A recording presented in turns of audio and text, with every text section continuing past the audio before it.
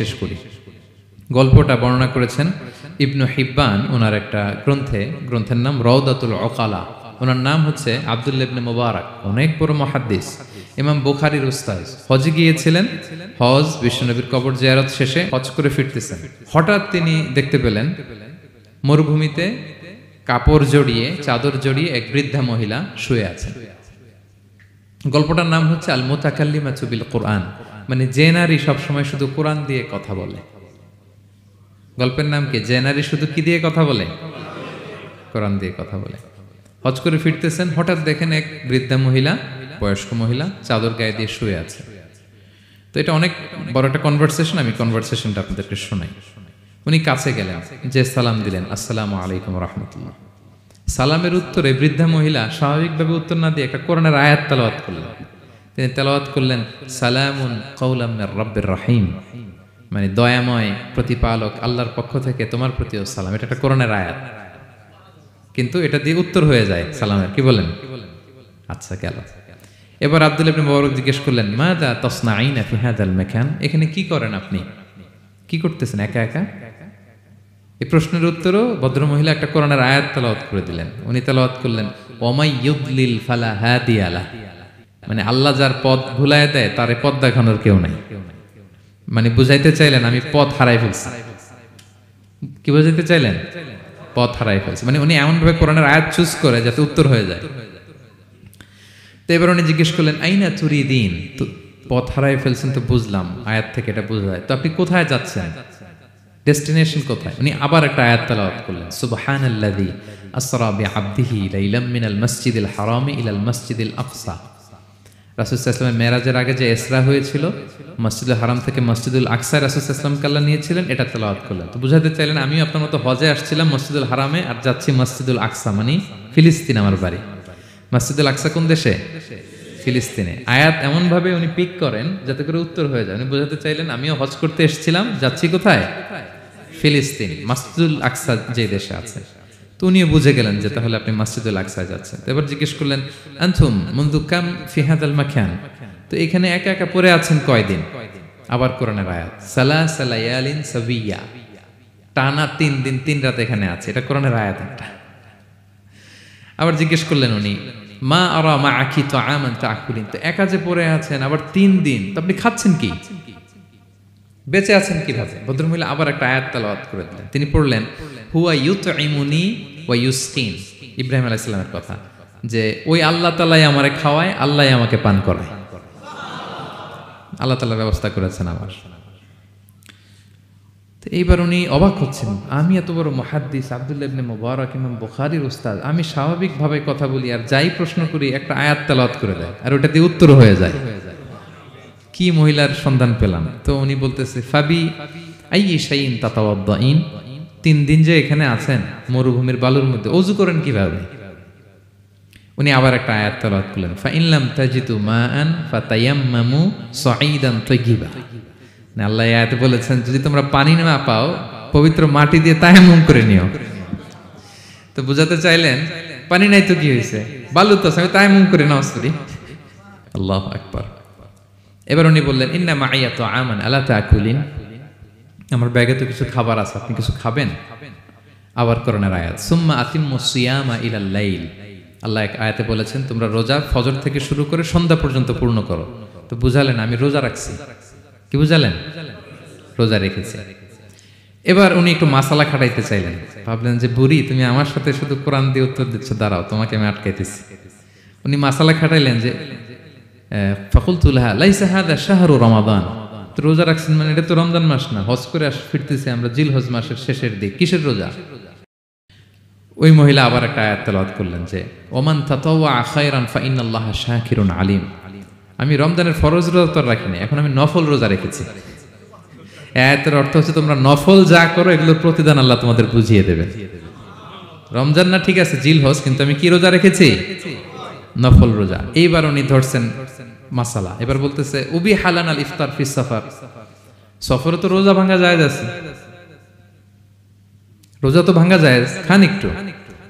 এবার উনি কোরআন থেকে আবার তেলাওয়াত করলেন, ওয়া আনতা সুমু খায়রুল লাকুম ইন কুনতুম তা'লামুন, আল্লাহ যে আয়াতে বলেছেন যে সফরের রোজা ভাঙ্গা জায়েজ আছে, ওই আয়াতে শেষে আবার আল্লাহ বলছেন যদি রাখো সব বেশি পাবো।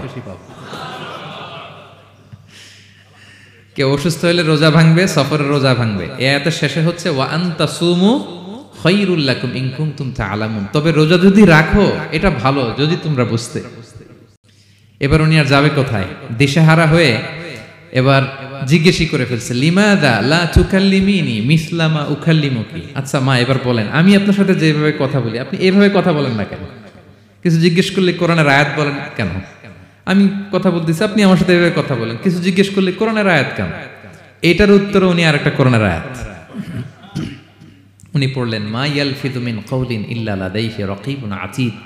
আল্লাহ বলেছেন তোমরা মুখ দিয়ে যাই বের করো এটা লিখে রাখার জন্য দুই কাঁধে রাকীব আতীদ আছে, তুলে রাখে। তার মানে আমি যে তোমার সাথে কথা বলতেছি প্রত্যেকটাই তো রেকর্ডেড হয়, রেজিস্টার্ড হয়।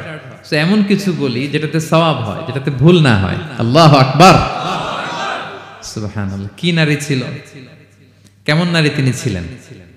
কি পুরো ঘটনাটা শুনবেন? হ্যাঁ, শেষ করব ঘটনাটা। আচ্ছা, তো উনি অবাক হলেন যে কি মহিলা, এরকম মহিয়সী গরিয়সী নারীও পৃথিবীতে আছে। তো উনি বললেন ঠিক আছে মা, আপনি যেহেতু পথ হারাই ফেলছেন আমার উটটাকে আমি নিয়ে আসি। ফাহাল্লাকা আন আহমিলুকি আলা নাখাতি হাযিহি ফাতুদরিকিল কাফিলা, আমার উটটা নিয়ে আসি, উটে বসেন, আমি আপনাকে এগিয়ে দিয়ে কাফেলাতে যুক্ত করে দেই। আপনি কি রাজি আমার উটে বসবেন?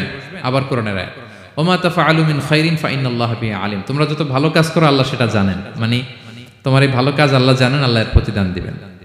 ক্বালা ফাআনাখতু নাখাতি, আমি উট বসালাম এবং বললাম ওঠেন। উনি যখন উঠতেছে আমি এভাবে তাকায় আছি, তা আমি যে তাকায় আছি উনি একটা আয়াত তেলাওয়াত করলেন যে কুল্লিল মুমিনিনা ইয়াগুদ্দু মিন আবসারিহিম। এর অর্থ হচ্ছে নবী হে মুমিনদেরকে বলুন তারা যেন পরনারী দেখে তাকায় না থাকে, চোখ যেন নিচে রাখে, তারা যেন চক্ষু অবনমিত করে। মানে বুঝাতে চাইলেন যে আমি তো বেগানা নারী, পরনারী, তা আমি উঠতেছি আপনি তাকায়। সে হয়তো তাকায় আছে যে বৃদ্ধা মহিলা উঠতে যদি কষ্ট হয় পড়ে যায়। তো উনি যখন দেখতেছেন তাকায় আছে, উনি বলতেছে কুল্লিল মুমিনিনা ইয়াগুদ্দু মিন আবসারিহিম, নবী হে বলুন বিশ্বাসীদের তারা যেন চোখ নিচের দিকে করে রাখে। তো উনি লজ্জা পেয়ে গেলেন। ফাগাদাততু বাসারি, আমি লজ্জায় চোখ নামালাম। এরপর আমি বললাম ইরকাবি ওয়াকাদ আকালতু নাকাত, ওঠেন। আমি আবার ওটের রশি ধরে টানতে আরম্ভ করলেন। ভদ্রমহিলা উঠেই আবার কোরআনের আয়াত পড়লেন, যেটা আমরা গাড়িতে বা কোনো বাহনে উঠলে পড়ি। তিনি পড়তে আরম্ভ করলেন সুবহানাল্লাযী সাখখারা লানা হাযা ওয়া মা কুন্না লাহু মুকরিনিন ওয়া ইন্না ইলা রাব্বিনা লামুনকালিবুন। প্রশংসা সে আল্লাহর যে আল্লাহ এই বাহনকে আমাদের জন্য বশীভূত করে দিয়েছেন। তিনি বশীভূত না করলে আমরা তো এটাকে বশীভূত করতে পারতাম না। আপনারা যখন গাড়ি স্টার্ট দিবেন এই দোয়াটা পড়েন তো আপনারা? গাড়ি স্টার্ট দিলে, বিমানে উঠলে, ঘোড়ায় উঠলে, যে কোনো বাহনে উঠলে এটা পড়তে হয়, কোরআনের আয়াত। তিনি বললেন আমি এবার উঠলাম, ওটের জিমাম ধরে টানতে লাগলাম আর একটু হই হই শব্দে ওট চালাতে লাগলাম যাতে করে তাড়াতাড়ি যাওয়া যায়। উনি কোরআনের আয়াত পড়লেন ওয়াকসিদ ফি মাশিক ওয়াগদুদ মিন সাউতিক, কোরআনের আয়াত। মানে তোমার চলার ক্ষেত্রে তুমি মধ্যম পন্থা অবলম্বন করো আর গলার সাউন্ডটা একটু ছোট করো। এটা কিন্তু লোকমান হাকিম তার ছেলেকে বলেছিলেন যে বাবা তুমি যখন হাঁটবে মধ্যম পন্থায় হাঁটবে আর শাউট করবে না, নয়েজ করবে না, কণ্ঠটাকে নিচু করবে। এই আয়াতটা উনি পড়ে দিলেন। মানে বুঝাতে চাইলেন আপনি হাজি মানুষ, হজ করে আসছেন, এইভাবে যাচ্ছেন কেন? আপনি স্লোলি যান। ফাজাআলতু আমশি রুয়াইদান ওয়া আতারান্নামু বিশ-শা'র, এরপর আমি আস্তে আস্তে যেতে লাগলাম আর কবিতা আবৃত্তি করতে লাগলাম। আরবদের অভ্যাস ছিল তারা শত শত লাইন কবিতা মুখস্থ পারতো, দিনকে দিন মরুভূমিতে চড়তো আর কবিতা পড়তো। তো আমি কবিতা গুনগুন গুনগুন করে কবিতা পড়তেছি আর যাচ্ছি। এই মহিলা পিছন থেকে আয়াত তেলাওয়াত করলেন আবার ফাকরাউ মা তায়াসসারা মিনাল কোরআন, মানে কোরআনের যেখান দিয়ে সহজ লাগে ওইখান দিয়ে পড়েন। মানে বুঝাতে চাইলেন কবিতা পড়লে কি লাভ, আপনি কোরআন পড়েন। উনি আবার লজ্জা পেয়ে কোরআন পড়তে আরম্ভ করলেন। এবার যেতে যে কাফেলা থেকে উনি মিসিং, যে ক্যারাভেন থেকে মিসিং, ওই ক্যারাভেনের সাথে যুক্ত হলেন। এবার জিজ্ঞেস করলেন যে হাদিহিল কাফেলা মান লাকি ফিহা, এই তো আপনার কাফেলা, এখানে কে আছে আপনার, কেউ আছে? আবার কোরআনের আয়াত আল মাল ওয়াল বানুনা জিনাতুল হায়াতিদ দুনিয়া, অর্থাৎ সম্পদ সন্তান এগুলো আল্লাহর দেয়া নেয়ামত।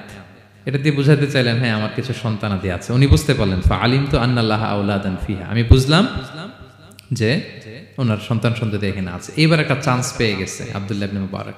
কি পেয়ে গেছে? উনি মনে মনে ভাবলেন ওনার ছেলেদের নাম কি এটা জিজ্ঞেস করি, তাইলে তার উত্তর দিতে পারবে না। সুন্দর না প্রশ্নটা? এবার উনি বলতেছে ফাকুলতু লাহা মা আসমাউ আওলাদিক, মা এবার একটু বলেন তো আপনার ছেলেগুলোর নাম কি? কে জিজ্ঞেস করলেন?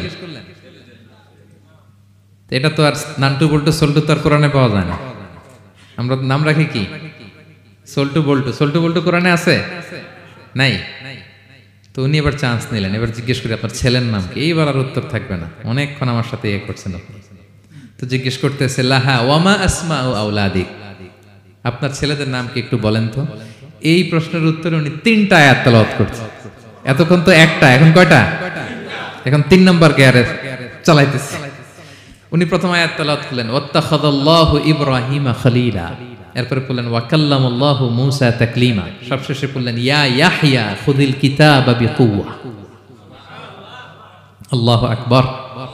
আমি ইব্রাহিমকে খলিল হিসেবে নিয়েছি, মুসাকে কালিমুল্লাহ বানিয়েছি, এবং ইয়াহইয়াকে বলেছি হে ইয়াহইয়া তুমি তাওরাত কিতাবকে শক্ত করে ধরো। তার মানে বুঝাতে চাইলেন আমার বড় ছেলের নাম ইব্রাহিম, পরের ছেলের নাম মুসা, ছোট ছেলের নাম ইয়াহইয়া। সুবহানাল্লাহ পড়বেন না? কি নারী ছিলেন, কোরআনের বাইরে যেন যাওয়া না লাগে, কোরআন থেকে ছেলেদের নাম চুজ করে রাখছেন। ছেলেদেরকে ডাকলে এই নামেই ডাকেন। এরপর ছেলেদেরকে ডাকলেন কোরআনের আয়াত পড়ে ফাবাআসু আহাদাকুম বিওয়ারিকিকুম হাযিহি ইলাল মাদিনাতি ফালইয়ানজুর আইয়ুহা আসকা তুআমান ফালইয়াতিকুম বিরিজকিম মিন। এটা সূরা কাহাফের একটা আয়াত। গুহাবাসী 7 জন যুবক যখন ঘুমিয়ে পড়েছিল, 309 বছর পরে যখন জেগেছিল, একজনকে টাকা দিয়ে বলেছিল যাও তুমি কিছু খাবার নিয়ে আসো। এই আয়াত বুঝাইয়া তিনি ছেলেদের বুঝাইলেন যে মেহমান আসছে, কিছু নিয়ে আসো খাবার, ওনারা খাওয়াইতে হবে। উনি অনেক হেল্প করছে আমাকে। তো ছেলেরা খাবার নিয়ে আসলো। খাবার দেওয়ার পরে মহিলা আবার কোরআনের আয়াত কুলু ওয়াশরাবু হানিআম বিমা আসলাফতুম ফিল আইয়ামিল খালিয়া।